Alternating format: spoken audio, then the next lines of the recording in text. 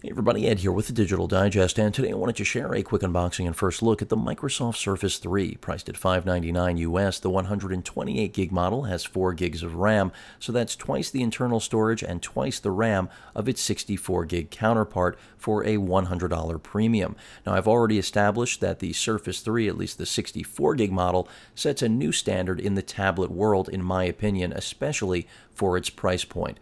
The question then becomes, is the $100 premium justifiable for those of you that are seeking the extra internal storage as well as the additional 2 gigs of RAM? And that's exactly what I aim to answer through the course of my coverage. In terms of the balance of the specifications, exactly the same as the 64 gig model. So you're getting that clear type display, 3:2 aspect ratio, 1920 by 1280 resolution, a free year of Office 365. Again, Bluetooth 4.0, Wi-Fi 802.11, ABG, and AC, and of course, a full version of Windows 8.1. We're not working with a mobile OS or a stripped-down version like RT, which is what we saw in Gen 1 and Gen 2. This is all driven by an Intel quad-core Atom processor, which, from what I've seen so far with the 64 gig model, is beyond adequate in providing a great experience with that tablet. So it's only going to hopefully be improved upon with the additional storage and RAM. Beyond that, you also have, of course, the pen input capability. The pen is a separate accessory that comes in at $50, much like the type cover, which is a $130 accessory. In terms of charging, this is charged using a micro USB included adapter, and charge time is very long. That's something I want to let everyone know. I anticipate that's something that will change in the next gen, but at 1.37 pounds, this is really yet another example, much like the 64 gig version of this product, of something that's unmatched in the marketplace when it comes to build quality, overall performance, battery life, and in my opinion, really a reference piece of hardware in the Windows world that only the Surface Pro line also represents. Now, keep in mind the Surface Pro line does have more powerful processors at hand, even though Microsoft claims that this tablet, as well as the 64 gig version with its Intel quad-core Atom, is capable of up to 80% of the performance that is found in the Core i3 Surface Pro 3. I'm going to go ahead and peel this plastic off. Basically, the Surface 3, for those of you that missed my original unboxing of the 64 gig model, really does bring everything together that you could possibly want in a tablet, especially one that sports a full-blown operating system. As I mentioned, 1.37 pounds, very thin. The kickstand has 3 different positions. I'm going to go ahead and move the box over.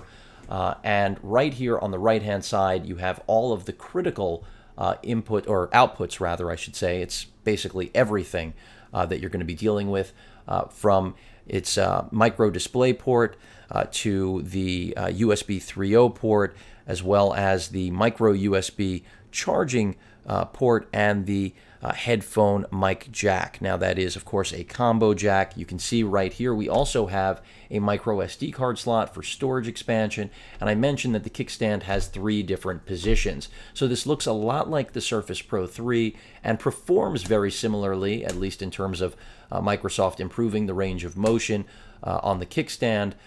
But remember, you're getting an Atom processor here, and you have to understand that is quite a performance difference, depending at least on what you plan on doing from the Pro series. So they don't intend to overlap. That should be clear, even though on paper many people may be confused, especially with how similar they look. 10.8-inch clear type display here, at 12-inch clear type display with higher res found on the Surface Pro 3. You can see the power and volume rocker, 3.5 megapixel camera right there at the top center, Windows button right here that has that haptic feedback found on previous generations, pinhole microphone, and an 8 megapixel camera on the back. I like the design, already know what the performance again is like with the 64 gig model. Battery life is estimated at 10 hours, but you're realistically looking at, I would say, 7 to 8. Again, charging time relatively slow, but the fact that you now have A standard like micro USB, I've already mentioned in my coverage, it's a nice thing on paper, but unfortunately your standard phone charger or anything of that effect is going to literally take forever to power this device. But you can at least power it in the event that you have no other alternative. So while it's a terrible method to charge efficiently, it will actually power it, something that can't be said for, again, anything else really that I would consider in this class and price range. Yes, there are less expensive Atom-powered Bay Trail products, but none of them live up to the performance build quality, especially the fact that we've also got the N-Trig pen option here, the type cover option. Those may be additional, the dock, but at the end of the day, that is something that you will not find from any other manufacturer with the same level of quality. So I'm not going to take you through anything on the tablet today. I'll save that for basically testing it in performance, really see how far I can push that additional 2 gigs of RAM that you're getting here as opposed to the 64 gig model. The 128 gigs of internal storage, self-explanatory in terms of what that delivers, and that's all going to, again, boil down to what type of user you actually are. In terms of what else is in the box, we've got the actual power brick that I mentioned, and that is, as I said, basically just a micro USB charger, but as you can see, very similar to what would be found with just about any other mobile tablet out there. But when I say mobile, I mean driven by a mobile OS.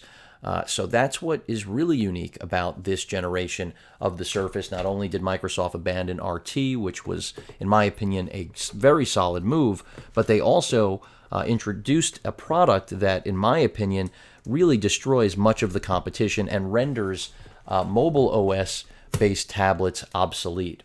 The paperwork, and that's pretty much it. So again, the Surface 3, really, in my opinion right now, the best tablet money can buy if you do not require the power of a Surface Pro 3. And yes, that includes everything on the market, iPad, Android-based, whatever it may be, because you are getting a zero-compromise machine other than the Atom processor that is actually driving it. So if you understand that you don't have a very powerful processor under the hood, but something that's capable of basically doing just about any type of low-level basic computing, then you're going to be extraordinarily satisfied. Again, whether or not you need the extra storage and RAM, I'll be letting you know how much of a difference at least I can notice between the two models. Any questions or comments, please feel free to post them. And of course, as usual, please feel free to subscribe.